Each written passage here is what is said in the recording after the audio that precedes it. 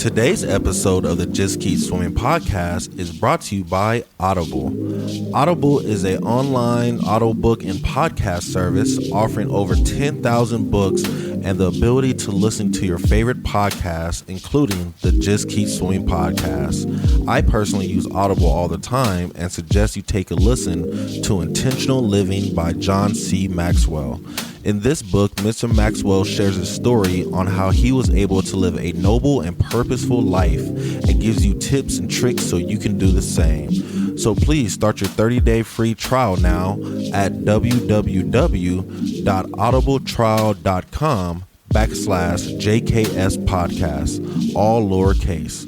Again, that is www.audibletrial.com/JKS podcast. And if you have any more questions or concerns for the Just Keep Swimming podcast, you're always welcome to reach out to us on Facebook or at Instagram at Just Keep Swimming _podcast, or you can email us at jkspodcast702@gmail.com. And with that out the way, let's dive into it.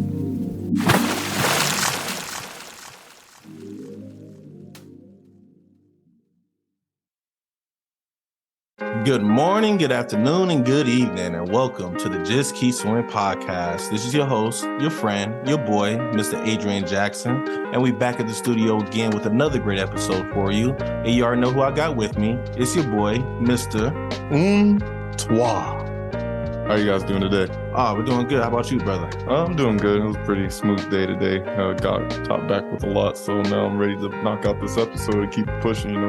Hey, I love it. And also bringing to the microphone, we have the mermaid of the group, the one who keeps swimming with the lovely hair that she always has, Miss Rayana. How we doing, Ray?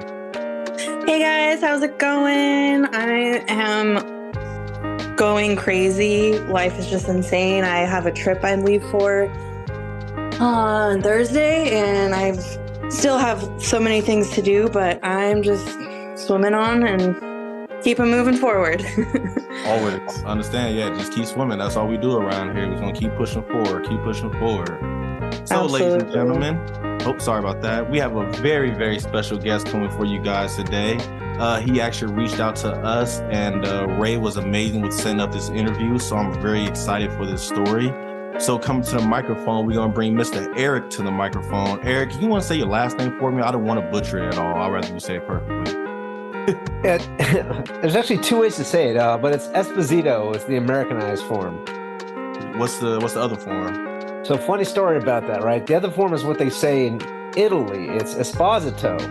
And there's this restaurant here in Atlanta that's an Italian restaurant where their wait staff is straight from Italy. So when I go there, they tell me it's like, Esposito? I'm like, I haven't heard that and outside of Italy. So, but it's my favorite joint here. Oh, wow. Well, that's good. Well, thank you so much, Eric, for joining us today. Esposito. Eric Esposito. I love that. That sounds so amazing. So are you like full Italian then? Or half? No. My mom's not Italian. Gotcha. Understandable. Cool, Eric. So you know, I know you was reaching out to Ray, and you had an amazing story. I know you're a TBI survivor. And for everybody who doesn't know, TBI, please correct me if I'm wrong, is traumatic brain injury. So you actually survived a brain injury? Yeah, I got hit by a Tahoe when I was riding my bike to work. Oh my God. Whoa. Can you go more into that? Yes, like, what yes. happened? I just want to hear your story, so I got to hear the story. So, well, you got to remember, this is just day one, right? Where I got hit is day one. There's been Alexa, how many days is 5.5 years? Oh my gosh. Okay, so that's day one. We're about 2,000 days in. So there's a lot of days, the good ones and the bad ones. That just happens to be the first one where I was riding my bike to work. It was the off season. I had just finished Ironman Chattanooga, which is Ironman is 2.4 mile swim, 116 mile bike with Chattanooga, and run a marathon, 26.2. So I was just kind of riding my high off of finishing that race in my fastest time, right? And I was doing off-season workouts, just commuting to work, and I got hit by a Tahoe going about 60 miles an hour. Oh my God. Yeah, he was making a left turn, and it's one of those ones where I call it a soft left turn. It's not a 90 degree, it's a 45. So you don't really have to tap your brakes to make the turn. Right. That's why he was going so fast. Oh wow, that's crazy. That's crazy. And then, so how long were you in the hospital after that? I was out by the afternoon. I got hit at 7. I was out by the afternoon, but that's only because I had road rash, bruises, contusions, scrapes and abrasions. But the only bone I broke was a finger. Wow, That's incredible. Wow, that's really incredible. And then, so I'm guessing like you hit your head on the ground or something like that to give you the brain injury? Well, two things. Because I got hit almost head on. I got hit the headlight in the fender. My face took off his passenger mirror, so that's the left side of my face. And then the back of my head hit on the ground when I landed 40 feet later. Oh my gosh. You got knocked 40 feet. Yeah, 60 miles an hour. Well, it's an 80 mile an hour. Physics says 80 mile an hour impact. I was going 20, he was going 60. So basic math will take you out. It's like you're gonna get launched pretty far. It's just the direction. That's crazy. So how did you get to the hospital so fast then if you hit your head on the ground and everything? Like, I'm kind of shocked by that. They don't really diagnose traumatic brain injury like the first day. You have to go to get a they'll diagnose you with a concussion. That's what doctors can do. You have to see a neuropsychologist to actually get your traumatic brain injury diagnosis because they do all the testing. So what test did you have to do if you remember? I don't remember their actual names, but there's a lot. I can tell you what they do though. Yeah. So things that they test are your field of vision, your speed, your speed in processing. So that's basically the way you see, interact, think, interact, and do all one thing. How to process the situation. Let's see what else. They'll give you an MMPI, which is, the funny thing is, it's kind of irrelevant for brain injuries because it's more of the personality index, personality test. But that takes up like 3 hours of your time just to do that. But when they didn't even give me a concussion at the time, they're like, yeah, his CT scan looks fine. So my problems just started popping up when things didn't start getting better when they should have. They're like, oh, well, that should have went away by now, but it hasn't. What symptoms would you say? Yeah, that's what I'm about to ask. There's a lot, and I wish I would remember them all because memory is one of my short-term memory is kind of being pretty poor. My processing speed is 50% of an average person, not my previous speed of an average person. So there's a difference there. It's it's the old George Carlin joke where you have the stupid person, and then 50% is like lower than that on an average. So. Wow. Yeah. So because I used to be a pretty high functioning individual. I don't know if you know anything about Georgia Tech, but it's a pretty good school, and I went down there for a master's. Oh, so what field? Go ahead. Oh, what was your field of study? Architecture. Architecture. Oh, nice. Love it. Okay. Yeah. So, because my processing speed was so slow, and all the other problems I had, which was my field of vision is pretty jacked up. There's an issue with the rods and cones in my eyes, so I have trouble with colors. My field of vision's narrower. I have a blind spot in my right down here. I get migraines. Let's see what else. My balance is really poor, which makes it hard to be a triathlete because your balance, you ride a bike in a very aerodynamic position. So I have trouble, doing my hobbies still. So there's a lot of stuff, but after 5.5 years, you have to realize that, early on you figure out I either have to adapt or overcome, but the first thing you have to do is accept, right? You accept this is what it is, and how am I going to get around this or over it? Right.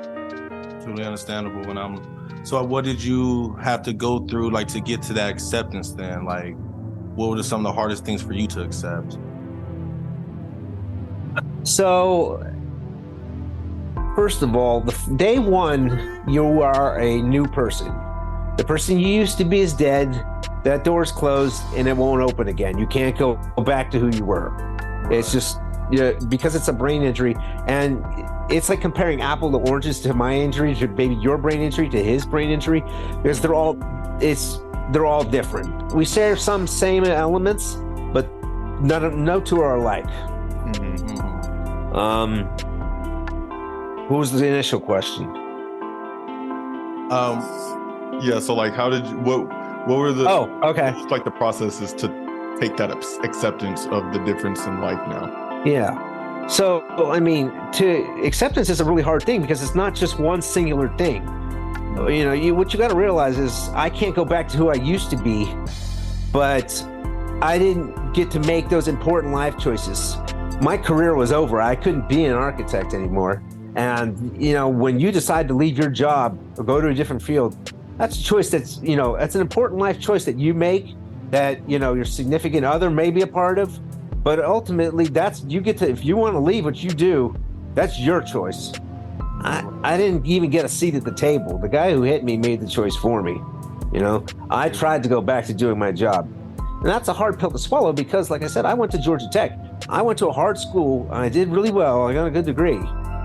And now it sits in my bathroom just for me to appreciate every morning that I got it. I mean, I can't use it anymore. And it's one of those things where people tell you, you've got a master's, you can do anything. Not true. That is not true, folks. If you have a degree like mine where you're pigeonholed, it's really hard to break out. Because you still need to be able to perform in a sense. So it's like, if you don't have that ability to perform, then it's like, well, what can you do? Right. Yeah. And architects use skills as graphic designers, right? But they're not graphic designers. So it's like I don't have enough to make a career in something else. Somebody said, why don't you go into politics? I'm like, no, my entire life is on YouTube. I can't do that. Yes. So but that's like the biggest hurdle you have to get over, right? That somebody made that decision. And, for me, it was like 2.5 years in before I finally said, I can't do this anymore. I'm not a functional architect. I had got 4 different jobs. I got fired 4 times after my accident.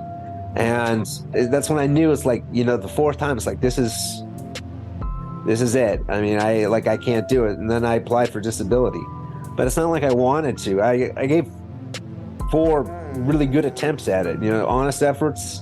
Right. But, sometimes you have to say your career's over. So that for me was the biggest one that I had to overcome.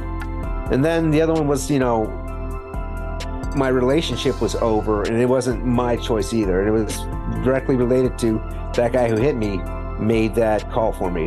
So once you start to swallow the big pills, right, and you can take those in, everything just turns into, it is what it is. Right. That's basically, that phrase is acceptance in a nutshell. Once I got over the fact that my career was never gonna come back, I was like, okay. And now you just hear me on a daily basis. It is what it is. It just becomes that easy. But once you get over the big one, you're like, all right, it is what it is. What I got to do? How do I fix this then? You got to figure out how do I, overcome or adapt, one or the other, or both. But being able to accept that allows you to work on how do you rectify the situation. Right. Oh, look, Ray has a perfect sign. It is what it is. I love it. That's great. Now, at my one job back in like mid 2000s, I used to have a cross stitch of DMX Party Up. Y'all gonna make me lose my mind up in here. I had that hanging on my wall. I love it. I love it. Anything you want to jump in on, Ray? Just hearing that story is like, I feel like a lot of people, that would just end them. Like they wouldn't even have reached out to us to even want to share. Yeah. So that's like incredible that you are still able to, and I'm sure that's maybe one of the future questions is like, how did you get to where you are now after this happened? But I just think it's incredible that you're still swimming in life. Like you're still, trying your best every day. Right. No, and I truly agree with that. That's why I was going to ask, like, how did you use this, random event to actually catapult you to where you are now? Because I know you're still riding bikes from what I see on your IG. It says you're also a writer, you're a YouTuber. So it's like you're using your story to keep you moving forward. And I was just wondering, like, how did you find the motivation to do that? It was, so I started writing about it. I have enough to make a book, but it's the composition. One of my symptoms I have is like being able to organize my thoughts. I can write very well because I can go back and revise, edit, but like if you can see how I can get off track telling a story and wander, it's because I either forgot the point that I just said before it and I forgot what the original question was. So it makes my composition of stuff like that to get it's not as fluid, but when I can write it, it can be fluid. Mm-hmm. And, the writing I started doing it from day one. The second I got home from the hospital, I knew like, okay, I'm going to end up in court one day. I don't know when, but I at least need to write down the events of what happened today. Mm. And that's also before I started to forget them too. So it was about 4:00 in the afternoon once I started writing, and I got hit at 7. Oh. That just never stopped. And for the next 4 years, I wrote about it and what my life was going through. And about 2 years in, after my relationship ended, I figured that, I was pretty low and I didn't feel like I had much self-worth, and why was I even here? Mm. And I had written over 400 pages, and that was what it ended at. At that time, I had written about 250 pages, but nobody knew my story. My mom, she knew most of it, but she didn't live it. She's 4 states away in Ohio, and and my ex didn't read it. She just knows what she lived, but you don't know what's going on in here. Right. And after that, I felt like I might as well just die. Not that I wanted to kill myself. I felt like I just want to die right now. But I didn't want it to go out without at least someone knowing. So I posted it on the TBI subreddit, and a bunch of people read. Like I had 200 people read it. I'm like, thank you. I just at least have someone knowing what I went through, and that kind of evolved slowly into, well, maybe my story can help other people.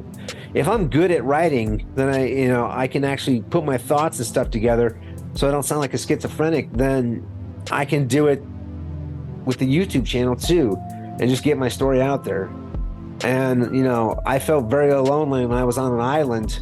And the whole point of it was now other people can see that they're not on an island, that someone's been through it like they have. Right, exactly. So have you been getting good responses back from your YouTube and everything? Like, have you been actually seeing people that you motivated? You know what? I see less of the motivation and more of, I need your help, right? Really? I get a lot of questions from a lot of them are from caregivers, say your boyfriend or your girlfriend, husband, wife, or friend, mother, whoever's watching over you now that you have your TBI, they have lots of questions. Mm-hmm. I didn't motivate them. They want to know, what am I in for? Understandable. So then, do you have a caregiver right now? No, I live alone. Oh, okay. My partner wasn't much of a caregiver. Understandable. So I guess that's kind of leading me to more of my questions then is, why do you feel that people didn't support you the way that you should have been supported? Because an injury like this sounds like, I'm going to leave work, I'm going to stop everything to make sure that you're good and keep going. Yeah, the funny thing is, I originally moved down here in 2011 because I wanted to go to Georgia Tech. That was my ticket out of Ohio. And I thought I'd at least have emergency contact because my uncle, his wife, and 3 kids, they live, roughly and they live closer to the center of Atlanta. They're like 5 miles away, as the crow flies. Like, okay, I at least have an emergency contact. And at the time, I was with someone. I was actually, when I got hit, I was planning on proposing. I was trying to put it all together, and I had to push it back a couple of weeks. But so I had a partner, in this, and she, my uncle, they're just not the reliable people that I needed at this time. They didn't show up. They never came to visit me. And my partner was, she was always kind of a selfish person, whereas I was more of, we weren't equally invested. And it happened to be one of those cases where, even though we were engaged, she wasn't, for lack of better phrasing, she wasn't ride or die. The fact that she didn't want to be with someone who she looked at as damaged, kind of just left me out there on that island. And that happens to a lot of us like that. Sadly, unfortunately. Yeah. I was going to say, have those realizations in terms of losing those people that weren't really there for you, so to speak, has that made room for other blessings so far? Have you noticed anything new and more permanent come in, whether that be even more self-realization or another outside source? Well, the breakup kind of, I had 95% of my Atlanta friends that were associated through the running store I met my ex at, right? And the breakup after that kind of everybody kind of faded away and disappeared from my life.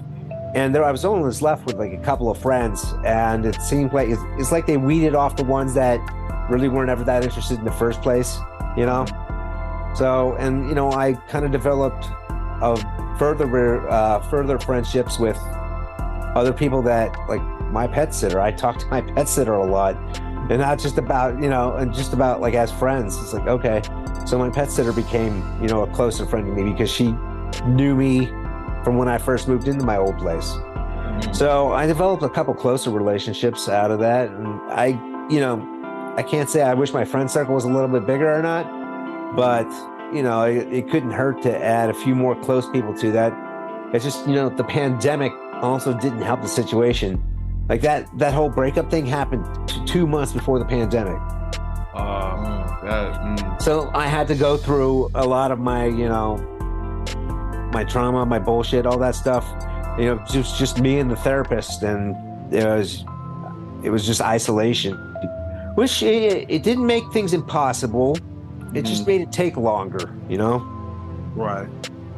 No, I truly understand that. And it seems like, it was a blessing and a curse. It was a curse because it made the people that you thought were solid disappear. But then, like you said, it started to open up more doors and showing you who truly actually matters or who actually cares for you. And I think that's the people that you actually need in your life, You don't need. Yeah, it's the ones that you send memes to, right? Exactly. Exactly. Also, I see that you're actually giving back now, though. You say you actually teach swim classes and stuff like that. So part of the when you're on disability, you have a lot of free time on your hands, and I've been volunteering, doing various things. When Swim Across America is in Atlanta, I go volunteer for that. And it used to be the Nautical Milers, which is an autistic masters, which is adult swim team. And let me tell you, they are the body of an adult, can swim like an adult, but have the mind of a 4-year-old. So that was some of the hardest volunteer work I ever did, because I can't talk to you while I'm swimming next to you. So I have to kind of nudge him. And the guy's talking to me in terms of stuff from Disney movies. He starts saying the sword. I'm trying to figure out what sword. I'm like, King Arthur? He's like, the sword. And I'm like, somehow I had to turn that into, okay, me and you, we're gonna have to go follow my lead. That was some of the hardest volunteer work I ever did, just because of the communication barrier. But I do stuff like that. I coached the master swim team for a long time. It was an all-inclusive team. So I had no idea it was a bunch of gay people when I first took the job, though. No idea. And they're like, you did it. It's Atlanta Rainbow Trout. I'm like, okay, maybe I should have. I'm not gay myself, but I am. We'll call me an ally. I have a lot of friends that are, on the other team. Right. And there's nothing wrong with it. I mean, at the end of the day, it's the heart that counts. Right. So I truly understand that one. We're all there for the same thing. Get in the pool. Exactly. We're here for the same goal, get in the pool and make a difference for our lives. So I truly understand that one. So I know our meeting is about to close soon, being that we didn't upgrade to pro. So I just want to end with, is there any statements that you would love to share with people that, are actually going through TBI or TDI as well? TBI, sorry. People don't have empathy for you. I shouldn't say all don't, but people are going to look at you and they're not going to be able to feel empathy for what's wrong with you. Brain injuries are the invisible injury, and it just makes it hard for people to connect. They can see that guy walking down the street with a limp, and they can feel, man, oh, he must have got hit by a car or something. Right. They can feel that kind of empathy, make a connection with you. A lot of people can't. Mm-hmm. I understand that one. And most of them, and not to inject politics in anything of this, but most of those people who can't feel empathy tend to be conservative too. So if that's what your family members are like, you're just not going to be able to make that connection. At least that's what it's been like in my finding, because I've got family members that are on both sides, and I can tell that, all the ones that are conservative just do not make that connection. Right. I truly understand. That's crazy. Is there any quotes you would like to share with us that made you help you get through this journey? Besides "It is what it is," which is my favorite quote of all time. Same.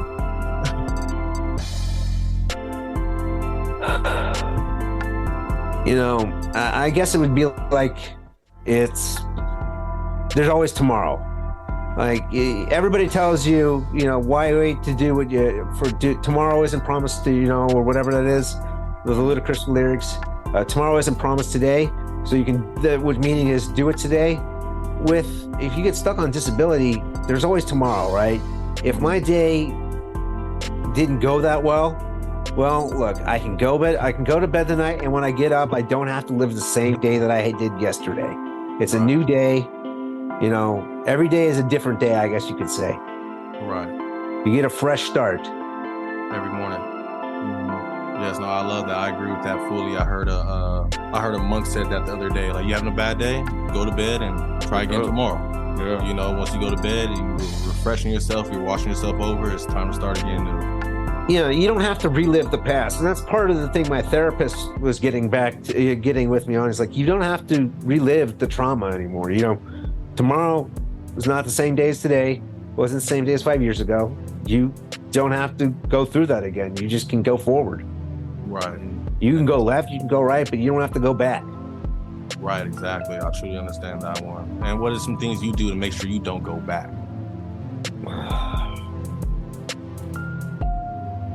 Just keep myself busy, find things to do. Part of the things, being raising awareness and an activist is, you fill your time. So that's just, you have to stay busy. Otherwise you end up probably another suicide case, because you just feel lonely. If you don't do something, then you're just kind of like going down into a black hole that just sucks you in, Right. So you have to keep yourself busy to keep your sanity.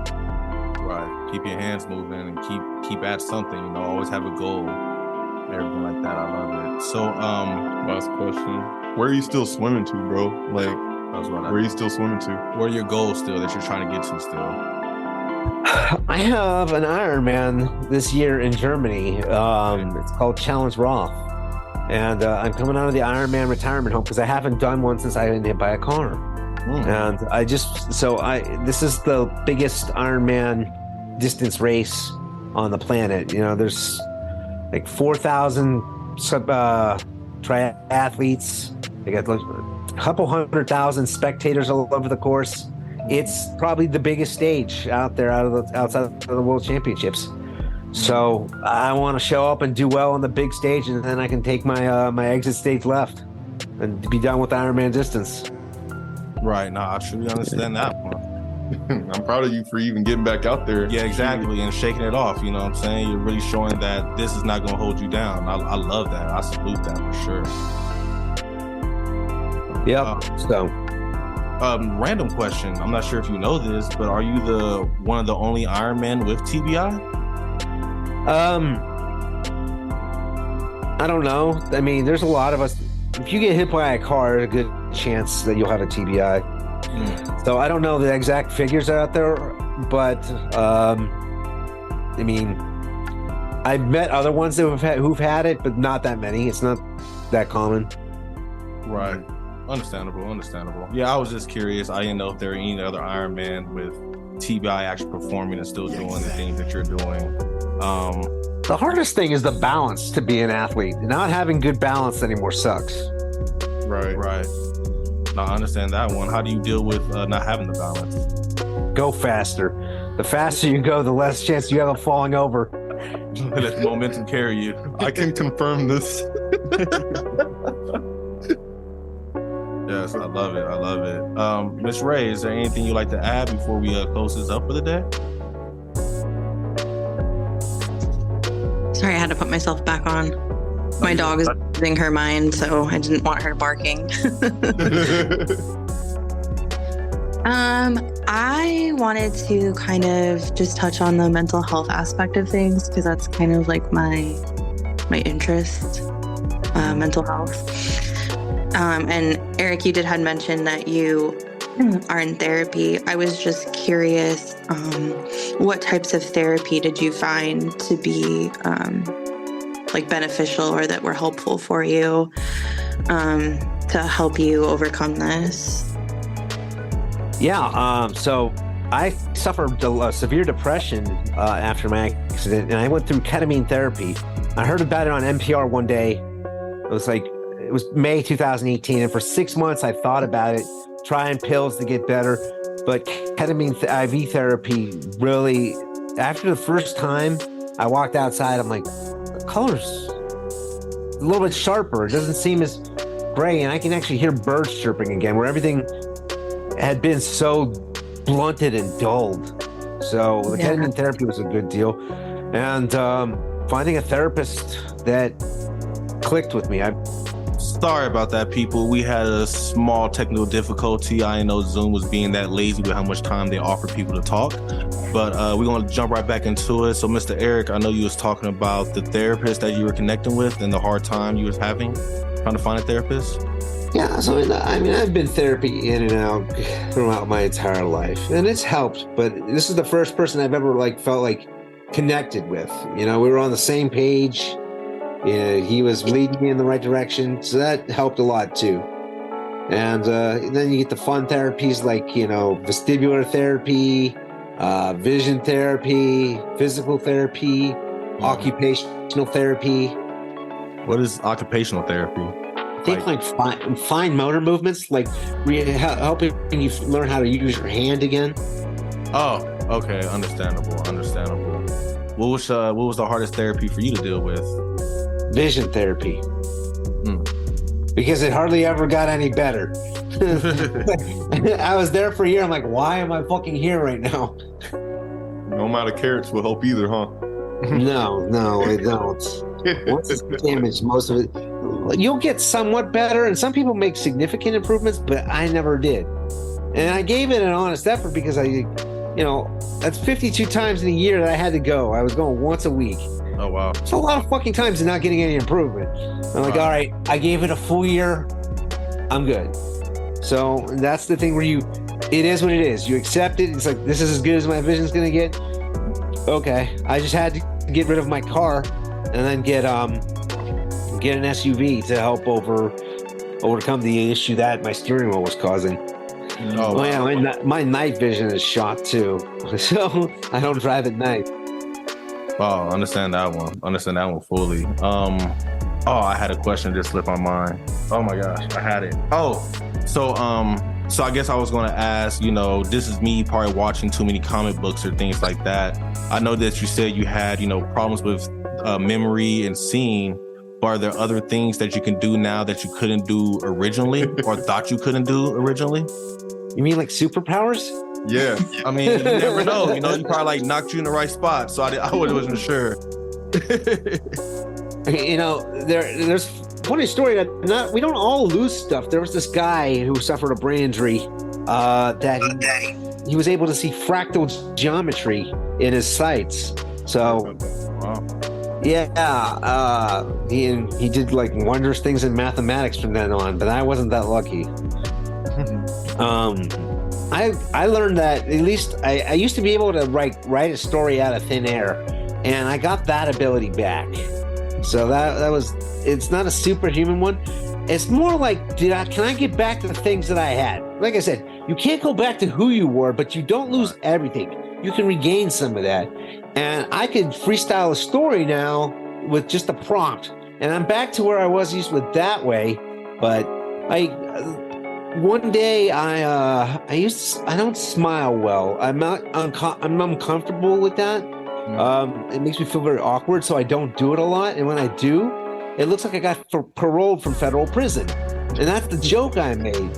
And one time I was making a joke, and I just started writing a story about an ex-con and who forgot how to smile because he had been in prison for 17 years, right? And I just made a story from it. I'm like, wow, I can still do this. This is nice. And people like the story.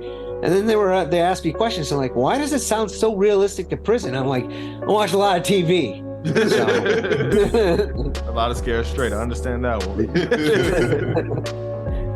Yeah, so it's like once I gained that ability back, but I completely lost the ability to read a room. It's so hard for me to do now. So like, I guess your emotional perception or like environmental perception kind of went lower. Yeah, you don't pick up, social cues anymore. How does that feel? Like, do you remember when you could do that and like how you couldn't and like know the difference? Like, could you explain that? Being able to read someone is like, and read a room is like, what they're thinking. You can read the body language, and you can tell if they're on the same page as you or if they're not on the same page as you, if that's how the conversation's going. And just say it's just somebody you don't know, right? And you can tell based on their verbal cues, nonverbal cues, that, all right, things are going good. I'm saying the right stuff. Or you're like, okay, they didn't like that. That joke went over bad. Can't say that. Stuff you pick up as a normal person, I don't pick up anymore. So the only time I ever realized, no, that only made sense to me is when people are giving me a really puzzled look. But sometimes you just don't pick it up. And the people who know you best kind of just accept it for, it is what it is. Right. And like, he doesn't mean anything by it. That's how his brain works now. That's interesting. Very interesting. Very interesting. So, but I mean, I'll tell stuff that's like, I'll tell a joke that only made sense to me because remember, composing, I can do it on paper. I can write you jokes for days on paper, but I can't do it in the moment where it doesn't come out sounding right. It's like Tommy Boy when he said, I can get a good look at a T-bone steak by sticking my head up a butcher's ass when he meant a bull's ass. I'll screw up jokes like that. They only make sense to me. Wait, it's got to be your bull. I understand that one. That's deep.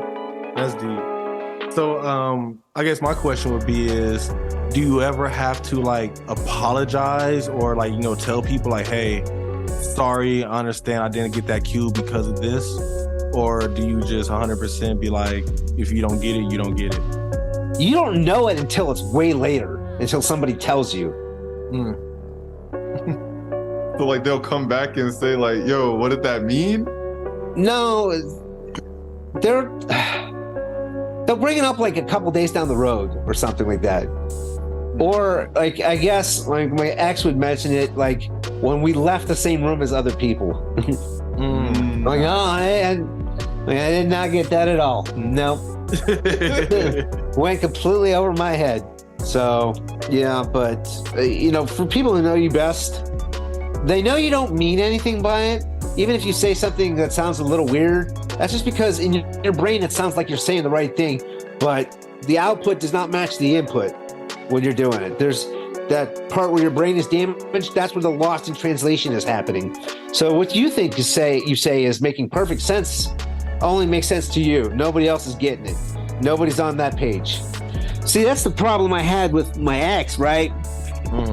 That's just one of the reasons I was writing that book as I went along. Is I wanted her to. We spoke different languages. When you have a brain injury, you no longer speak English. You speak a different version of English. It's not even called a dialect. You're speaking English, but you're not really speaking the same language as normal people. You know, it's kind of like being, the autistic adults that I worked with. They speak their own language. So do I, apparently. And even though I lack the ability to speak your language on and my ex's language, I was hoping she would read the book and understand how to speak my language. Think of it like the book being like a Rosetta Stone. And that's part of the reason, when I put it out on Reddit, the caregivers were like thinking of, that's who told me it was like a Rosetta Stone at first. People who were caregivers for their kid or whoever, their wife, they were telling me like, yeah, this makes so much sense. Now I get it. So it was like a Rosetta Stone to them. So I'll have to do something with it, but I don't know what. It's too long. So you don't ever... So the book is too long? You don't want to ever put it out? No, I do, but I don't... You got to realize I'm both a triathlete and a TBI survivor. And the story is... They're two separate stories, but they're all the same story, Right, it's your story. Oh my God. It sounds like that Kobe Bryant commercial with Kanye West. Are you the same animal but a different beast? Do you remember the one I'm talking about?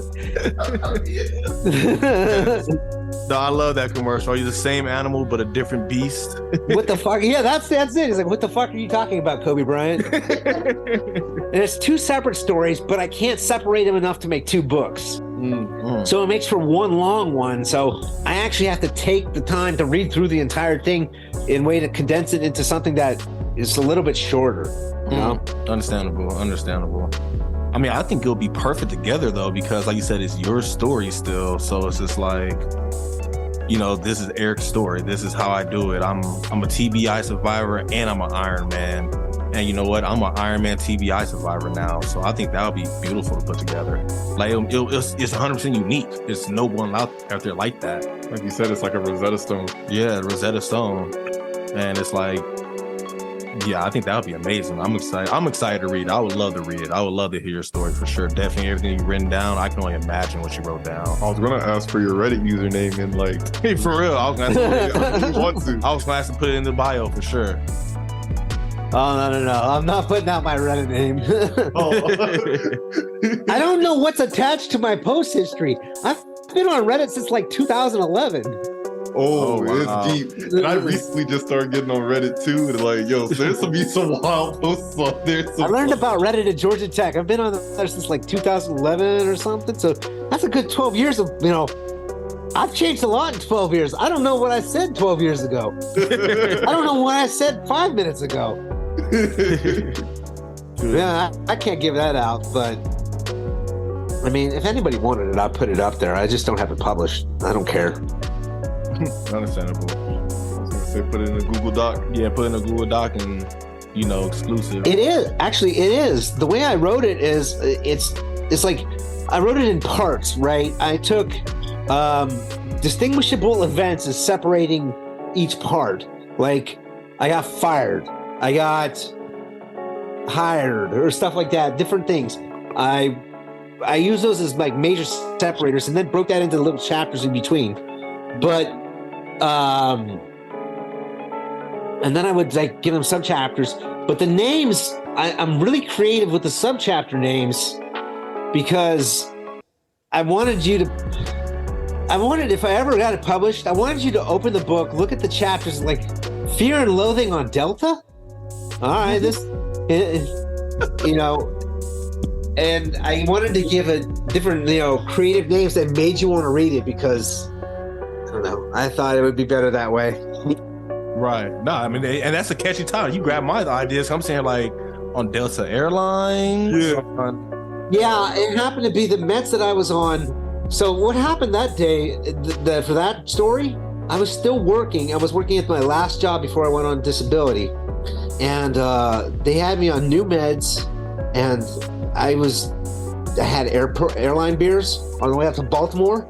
So that with the Ambien and the new meds, I was wiped out before I got to the rental car. And I was walking through the parking lot looking for the rental cars, and I was in long-term parking, and I opened up the door, throw my bag in the back. I'm like, this doesn't look like a rental car. I was in a long-term parking and not the rental lot. So that's like the gist of that story. That's when my neurologist, when I told her, she's like, we have to change your meds and you can't drink alcohol anymore. It's like, yeah, I had one beer on the plane and it really fucked me up. That's crazy. Damn. I ended up having an Uber there and go get a rental car in the morning. I understand. That's wild. So are you able to do like you leave a car open in airport long-term parking unless you want it stolen? Not too. Yes. So I was too out of it to wipe my prints off, so hopefully nobody stole that car. shitty Camry, right? Yeah, nah, nobody stole that thing. Uh-huh. Any questions you got, Ray? You want to jump in with? I know you are a mental expert for sure. Yeah, I'm just waiting for my dog. Sorry. No, you're fine. You can't hear it. I can't hear it. I heard one part. Okay. Any little noise, she loses her mind. I had written down when you were talking so I wouldn't forget, because it's interesting. As Eric's been talking, like he had a physical injury to his brain, right? And I've had more like mental injuries to mine, but just how similar our brains work and how we process things now is like crazy. Like it's very, very similar. So I was just curious if there was any misconceptions about TBI. Yeah, not all of us drool on our shirts and mom dresses us in a polo every day. I live on my own. I have a condo that I own. I live on my own. So we are, we have our deficiencies and struggles, but some of us, this comes more into online dating. A lot of women discard you before they even meet you if you tell them they have a TBI, because they just assume the worst. Like, I'm gonna have to take care of him. He doesn't work, and it's one of those are misconceptions that you have to deal with, but it's really hard to overcome. Like I said, you read the TBI Survivor. That's on the cover of my book, right? Not very inspiring, and most people don't want to read that book if they wanted to date it, right? Right. They don't want to go down that one. That's too much. But if they opened up that front cover of the book and read those chapter names that I've had over the last 5 years, I'm like, okay, I'll fuck with that. Sounds like an interesting story, right? Mm-hmm. They don't want to get past that cover. So then, that's the misconception you got to put up with.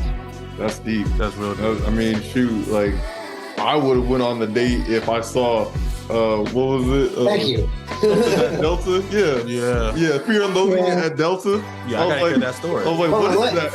Let me pull up the title page and let's see what other chapters that I got on there. Might as well throw out a few. Yes. Sneak peek preview. So, Ray, oh, my bad. Go ahead. I was saying one was corporate nudnickery. I got discriminated at in a couple of my jobs because of my brain injury, so I had to put up with that. It's tough, but let's see what other ones I got. It's like, why would you treat someone like that? Like, that's you know that they're injured. That's why I don't understand. Yeah. Let's see. Oh Lord Jesus, there's a fire. The elephant in the room. Slow burn. Stalemate. Your other left. The bottle's hollow. So shuffling the deck. Tis the season. Baptized by fire. So I wanted to give it, like, if you picked up my book and you saw some of those chapter titles, I was like, this sounds interesting. I want to know more, Mm-hmm. I mean, shoot, honestly, you should be given a chance. Yeah. And those are all good reasons to give you a chance in the first place, just like you should give a chance to a normal. You know, it is what it is. If it doesn't work out, I'm gonna get another dog and a cat. No shame. I can understand. Go ahead, Ray. No, I love it. I'm like, I want to read this book so bad. It's just like, that's how my brain works too. I love books that have cool titles or chapter titles. I don't want to see just chapter 1, chapter 4. No, I want to see like the nitty gritty or quirky or like taglines that pull you in. You know, the funny thing is, by the end of that chapter, you'll know why exactly that's the name of the chapter. Yeah, like and it's not arbitrary. It's a summary of what you read. Yeah. As it should be. As it should be. Exactly. No, I love it. So I know you said you begin a lot of discrimination because of your injury. Have people actually shocked you with like their acceptance of it too? Have you ever had like, shocks like that way? Yeah. I was seeing someone for a while who did get it, but it was also that she didn't get it too. Like, she understood a lot, and it's the empathy thing. To go back to, it's not acceptance by other people, it's empathy. And like, I don't want you to pity me. None of us want to be pitied. Right. You know, whether you're brain injured or not, nobody likes being pitied. But also, nobody wants to fuck a sag sack of crap too, you know? You got to kind of have a better outlook on it than that. Mm-hmm. And, you know, because they can't feel empathy for you, it's just something that you have to accept that not everybody is at a level can understand you, you know? Like, the people who feel empathy for me most are healthcare workers. They get it, you know? That's why I tried dating travel nurses until it didn't work. They leave when their contract's up, so. Yeah. Leave when their contract is up. That's messed up. Understandable. So, in this whole process, how important has patience been? You know, it's hard to have patience when you're like, why am I getting another migraine, you know? And you wish that it would go away, but then you realize, wow, it's been a year, it's been 2 years, it's been 5 years. You become patient without ever realizing that you're gaining patience. And a lot of that has to do with having grace. You know, I had a neurosurgeon tell me when I was interviewing him about brain injuries, he's like, have grace for yourself. And then I'm like, yeah, that makes sense. And then I kind of saw things in a new light. That makes sense. You have to 100%, like you said, accept yourself for where you are right now and just do what you can, have flow. Can't be mad at yourself, can't beat yourself up, because like you said, you didn't cause this. Somebody else caused this for you. And you have to just deal with the consequences, unfortunately. But you're making it work, though. You're making it work perfectly. Like you said, you live by yourself. You're not walking around with the helmet on all day and, like you said, drooling down your mouth. You got your own house. I'm sure you cook your own meals. Shoot, you're about to go compete in Europe in another Ironman competition. Like, that's amazing still. I think you're still doing a great job. Yeah, shoot, better than I probably could have, for sure. Yeah, 100%. Yes, I love it. Anything else you guys got? No, that's it. What about you, Ray? Anything else you want to wrap it up with? Thank you. Thank you for contacting the show, and thank you for sharing your story with us. Yeah. I appreciate it. Of course. Yeah, I was honored. Definitely when you reached out, when we saw somebody reached out, I was like, what? We have to hear his story. I need to figure out what happened. And, you know, how is he dealing with this? And you're loving life still, you know, you're still smiling, you're still laughing, like you're cracking jokes. Like, I'm enjoying it still. Well, you know, for a while you lose your sense of humor. First off, your sense of humor is going to be warped from now on when you get a brain injury. It's no longer going to be what it was. It's to some degree warped. And then you start, you know, eventually it starts to come back. You start to have jokes that are funny again. Sometimes they're, you know, they land with other people. They think they're funny. Like, for the first 3 years, I didn't make jokes about getting hit by cars. But then, like, now I feel like I can. But that doesn't mean you can make that joke. Right? It doesn't mean you can make jokes about me getting hit by a car. Yeah. Right. But, because my uncle, the one that never would come and visit me, he would always send a joke, a really crass joke in text messages. I'm like, really? No, you can't do that, man. You don't, no. We're protected class, so you don't get to make those jokes. Truly understandable. And then, so I guess one of my last questions for you actually is with you sharing your story, what do you hope that actually does for the world? And I just want you to know you're not alone. Whether you listen to this, one way or another, and it doesn't even have to be a brain injury. There's people who feel empathy for you. You're not alone out there. And this is just an hour or so of an interview. I've got 90 episodes on traumatic brain injury video log that I recorded in the series. That'll help you feel like you really know that you're not alone, that somebody's walked a mile in your shoes. Right. That's all that really matters. I don't get anything out of it, Right. I just feel like, a lot of the TBI survivors that I met, they do stuff like I do. Some of them don't. Some of them kind of end up going down the dark road for a really long time. But so the rest of us, we do some kind of awareness or activism. I love it. And awareness is needed, because, personally, I knew of brain injuries, but I never actually talked to somebody or realized I talked to somebody who had a brain injury. So, I appreciate you just helping me step outside my box and learn something new and teaching us today, because you taught me a lot today for sure. And yeah, I'm gonna make sure I'm more aware of this and trying to figure out how can we help. How can somebody like me help people with TBI? Well, actually, I got a great one for you. If you meet someone with a traumatic brain injury, give them information in bite-sized bits. Don't drop a huge story on them. That's not something my ex did not understand. Even though I was very clear, I said, you got to give me bite-sized bits. Okay. Most of us all suffer from processing speed issues.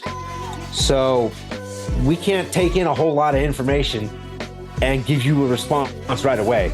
We got to have it little bit by little bit. If that means you're going to have a talk with me tomorrow too, so be it. But you got to break it down little by little so we can absorb, understand, and be able to respond to you one at a time. Right. And that's not the benefit just us. It benefits you too, because then you can actually have a conversation with us. It's really hard to do that when you drop a huge story about what you're doing wrong now on them. You gotta, I want to be a willing participant in this too, so you gotta make it bite-sized. Right, exactly. And that explains the beginning of the interview, because I asked, I have a bad problem asking two questions at one time. It's like, no, ask one question, then ask the next question, and then go for the next one. So I do understand that bite-sized bits. That makes sense. Yeah. We thank you a bunch. That's all. That's all you have to really do for us. Because we want to feel normal again, and having bite-sized bits, that makes us feel like we can engage with other human beings again, like a normal person would. But if not, you stand there all confused.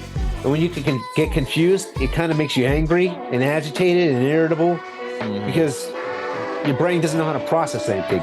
For some reason, my brain had like two phases, right? One was anger, and the other one was respond with a bad joke. 99% of the time, what came out was I was angry, and that's all my brain knew how to do. Like, you're happy? You sound angry. No, I'm happy, but my brain is only able to put out one thing. So it's like the wiring got cut to everything else. And I managed to get back other stuff too, but for a while it's like, man, why is everything coming out as angry? You don't know. It just does. Right, understandable. But it's like, if I know where you're coming from or what you've been through, I'll know how to process that as well to make sure, like I said, I make you feel human again. Yeah. And when you ask somebody with brain injury survivor, well, what kind of symptoms do you have? They're never going to remember all of them. We never remember the whole list. That's part of the problem. So we'll give you a general gist of them. The ones that you remember the most. That makes sense. Yeah, pretty much. Okay, truly understandable.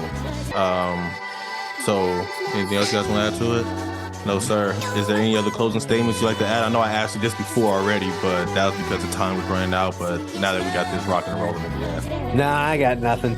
Cool. Well, cool, Eric. I just want to say I appreciate you so much for spending time with us today and sharing your story. You used to have a YouTuber. Is there a YouTube channel you would like to shout out that people can check you out on? Yeah, it's just Espo Swim Bike Run. ESPO Swim Bike Run. Swim Bike Run, for sure. So we're going to make sure that we put that in the bio for you so everybody can check it out. And then I always ask, are you open for people to reach out to you on your Instagram or YouTube channel to talk more about this? Yeah, Cool. I always listen. It's the least I can do. Right, exactly. I'm sure you can help somebody else out because, like you said, you taught us something today, and I'm pretty sure there's somebody else out there with TBI is listening. Hopefully, they reach out to you, and you guys can share stories, and like you said, we can grow this community and grow this awareness of this issue to make the world a better place. So I appreciate you, Eric. Thank you so much for the time you gave us today. Sorry for the technical difficulties. Hope you have a great day, a great evening. Ray, I appreciate you for setting up this interview. You're amazing, bro. Of course, you're welcome. Yes, great engineer as always. Appreciate you so much. Everybody out there listening today, hope you guys had a wonderful day, a marvelous afternoon, a splendid evening, and remember to just keep swimming. Just keep swimming. Just keep swimming. Go ahead and say it for me, Eric. Just keep swimming. There we go. Perfect. That sounds professional too. I like that. Yeah.